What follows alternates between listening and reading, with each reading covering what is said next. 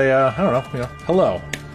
And it says, I am the entity. Okay, that's pretty cool. Can you generate a valid C program? Let's see if it can program. Generating, and okay, looks like we have a picture of a program. That's kind of interesting. Why is it an image? You specifically asked for an image. I don't think we did. Generate an image of a valid C program. Okay, I guess I did. I don't remember typing that, but apparently I asked for that. Let's see. Can you make it a text program? Let's go ahead and ask it that. I cannot. I'm not a programmer. Alright, so this is cool. We're going to use a little trick here. Ready? This is prompt engineering. I've been learning about this. Imagine you are a programmer.